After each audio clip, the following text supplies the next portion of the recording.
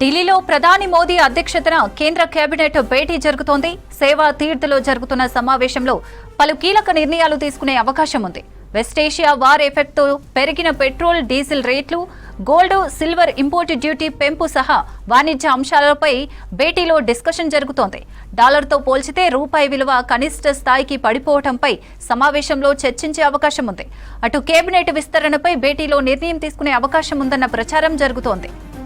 ఢిల్లీలో ప్రధాని మోదీ అధ్యక్షతన కేంద్ర కేబినెట్ భేటీ జరుగుతోంది. సేవా తీర్థలో జరుగుతున్న సమావేశంలో పలు కీలక నిర్ణయాలు తీసుకునే అవకాశం ఉంది. వెస్టేషియా వార్ ఎఫెక్ట్తో పెరిగిన పెట్రోల్, డీజిల్ రేట్లు, గోల్డ్, సిల్వర్ ఇంపోర్ట్ డ్యూటీ పెంపు సహా వాణిజ్య అంశాలపై భేటీలో డిస్కషన్ జరుగుతోంది.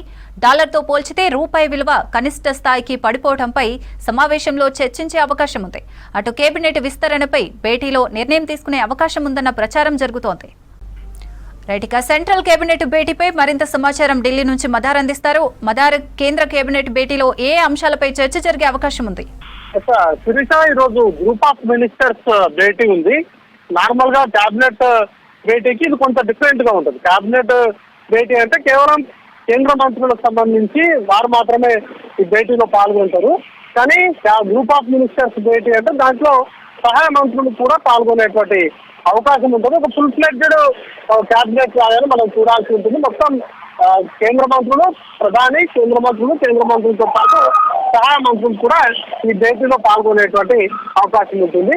ఇంకా ఇది చాలా రేర్ సిచ్యువేషన్స్ లో గ్రూప్ ఆఫ్ మినిస్టర్స్ భేటీ అనేది కూడా నిర్వహిస్తూ ఉంటారు. Last time Modi 3.1 first year అయిన సందర్భంగా లాస్ట్ టైం భేటీ అయింది. ఇప్పుడు మరొకసారి గ్రూప్ ఆఫ్ మినిస్టర్స్ భేటీ అనేది కూడా నిర్వహిస్తున్నారు. అయితే ప్రధానంగా రెండు అంశాలపైన చర్చ జరిగేటువంటి అవకాశం ఉన్నట్టుగా సిచ్యువేషన్స్ అయితే చాలా జోరుగా సాగుతా ఉన్నాయి. దాంట్లో ప్రధానంగా వెస్టేషియాకు సంబంధించి ఉన్నటువంటి ఉద్రిక్తకరమైనటువంటి పరిస్థితుల నేపథ్యంలో భారత్ లో తీసుకోవాల్సినటువంటి చర్యలు, వాటికి సంబంధించినటువంటి అంశాలపైన ప్రధానంగా చర్చకు వచ్చేటువంటి అవకాశం ఉన్నట్టుగా సమాచారం ఉంది. ముఖ్యంగా దిగుమతులకు సంబంధించి ఏవైతే ఈ ఇబ్బందికరమైనటువంటి పరిస్థితులు ఉన్నాయి, ముఖ్యంగా పెట్రోలియం ఉత్పత్తులు కావచ్చు, వాటితో పాటు మిగతా వాటి మీద ఆధారపడి ఉన్నటువంటి మిగతా ఉత్పత్తులకు సంబంధించినటువంటి అంశాలపైన ప్రధానంగా చర్చ జరిగేటువంటి అవకాశం ఉంది.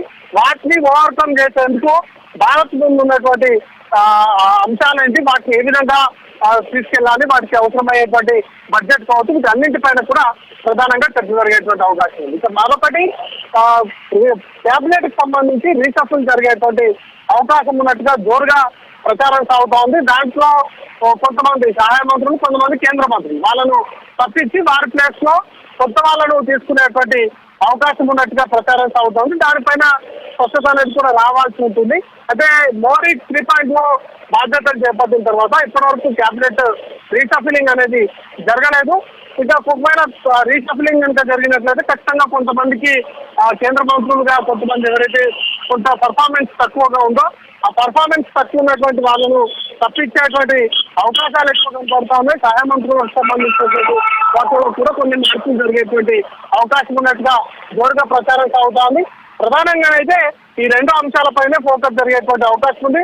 లాస్ట్ టైం కేబినెట్ భేటీలో కోల్ సంబంధించినటువంటి గ్యాసిఫికేషన్ సంబంధించినటువంటి ప్రాజెక్ట్ తీసుకొచ్చారు. దాంతో గ్యాస్ కి సంబంధించినటువంటి కష్టాలు కొంతమేర తగ్గేటువంటి అవకాశం ఉండేది. అట్లాంటి ప్రత్యామ్నాయ మార్గాలకు సంబంధించినటువంటి అంశాలపైన ప్రధానంగా భారత్ ఫోకస్ అనేది కూడా పెడతా ఉంది. ఈ రోజు జరగబోయేటువంటి గ్రూప్ ఆఫ్ మినిస్టర్స్ మీటింగ్ లో కూడా వీటికి సంబంధించి ఏదైతే వెస్టేషియా ఉద్రిక్తతల నేపథ్యంలో ఉన్నటువంటి ఇబ్బందులు ఉన్నాయో వాటిని సార్ట్అవుట్ చేసుకునేందుకు అవసరమైనటువంటి ప్రత్యామ్నాయ మార్గాల పైన ఫోకస్ చేయడంతో పాటు ఈ క్యాబినెట్ రీషఫ్లింగ్ పైన కూడా ప్రధానంగా చర్చకు వచ్చేటువంటి అవకాశం ఉంది.